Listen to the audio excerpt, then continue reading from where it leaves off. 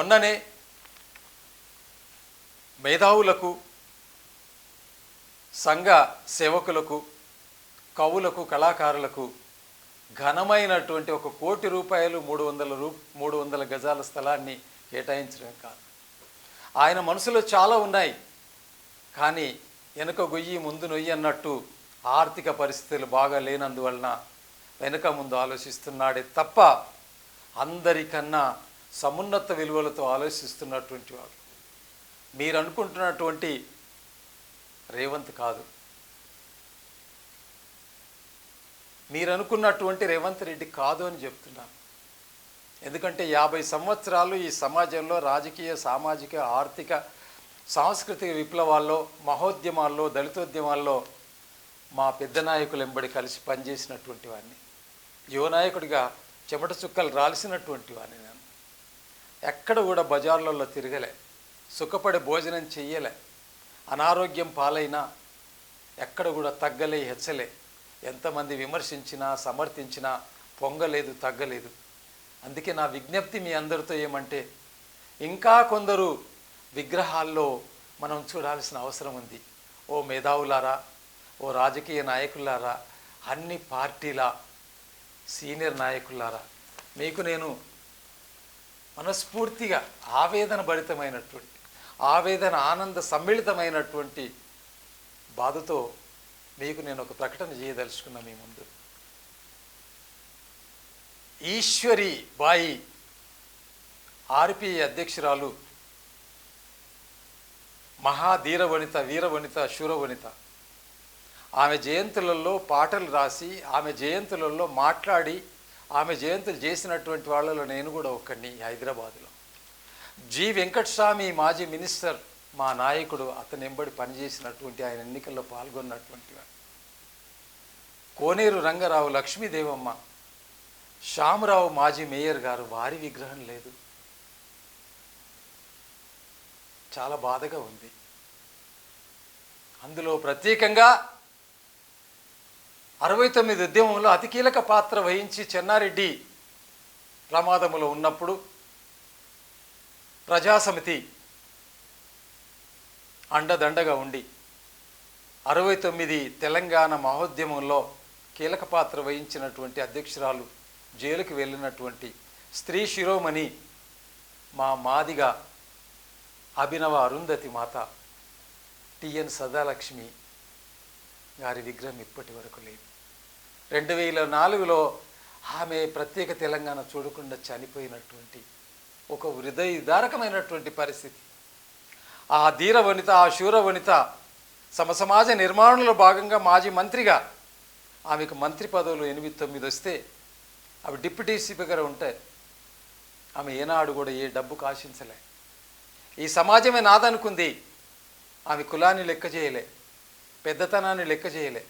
సంస్కారవంతురాలై, సుగుణశీలై, బాబు జగ్జీవన్ రామ్ అనుంగు శిష్యురాలై ఈ సమాజంలో 50 ఏళ్ళు పనిచేసింది. ఆమె మంత్రిగా ఉండంగా, దేవాదాయ శాఖ మంత్రిగా ఉండంగా దళితులను పుజారులుగా మార్చాలని ట్రైనింగ్స్ ఇప్పించింది. ఒక గొప్ప సంస్కర్త. భాగ్యరెడ్డి వర్మ జ్ఞాపకం వస్తున్నాడు. అంతకన్నా ఎక్కువ తన దగ్గరికి పదవి వస్తానే ఎందుకు సమాజ నిర్మాణంలో భాగంగా దళితులు కూడా, బీసీలు కూడా పుజారులు కాకూడదు, ఎందుకు బ్రాహ్మణులతో సమానంగానే చేసినటువంటి ధీరవనిత, శూరవనిత. ఎన్టీ రామారావు ప్రభుత్వంలో ఉండగా ఉపాధ్యక్షురాలిగా మేనిఫెస్టోలో మాదిగల హక్కుల గురించి మేనిఫెస్టోలో పెట్టించింది. అన్యాయం అయిపోతున్నటువంటి ఆ జాతికి అండదండగా ఉంది, తోడు నీడగా ఉంది. ఎంఆర్పిఎస్ హైదరాబాదుకు వస్తానే మా ఆధ్వర్యంలో పూజ్యులు, స్వర్గీయులు, మాజీ ఎంపీ తిరుపతి ఎన్ వెంకటస్వామి గారి ఆధ్వర్యంలో, అరుంధతి బంధు సేవ మండలి ఆనాటి బాలకృష్ణ, ఈనాడున్నటువంటి నరసింహరావు అన్న, చంద్రకుమార్ అన్న, డాక్టర్ కిషన్ లాల్ గారి ఆధ్వర్యంలో నిజాం కాలేజీలో సభ పెడితే దాంట్లో ముఖ్యమంత్రి పాల్గొంటే, జి వెంకటస్వామి గారు పాల్గొంటే, కోనేరు రంగారావు, లక్ష్మీదేవమ్మ, టిఎన్ సదాలక్ష్మి గారు పాల్గొంటే అందులోనే పురుడు పోసుకుంది ఈదుమూడి నుంచి వచ్చినటువంటి మందాకృష్ణ మాదిగ, కృపాకర్ మాదిగ, చిట్టిబాబు మాదిగ, మాణిక్యరావు మాదిగ వీళ్ళందరూ ఆ యొక్క సభలో కింద కూర్చున్నటువంటి ప్రేక్షకులు. ఈనాడు వాళ్ళు మహానాయకులు మందాకృష్ణ మాదిగ. అందరికీ నేను సెల్యూట్ చేస్తున్నా. 40 సంవత్సరాల ఆనాటి మన మాదిగ పెద్ద మనుషుల యొక్క కళలను సాకారం చేసినటువంటి వాళ్ళందరికీ నేను కృతజ్ఞత తెలియజేస్తున్నా.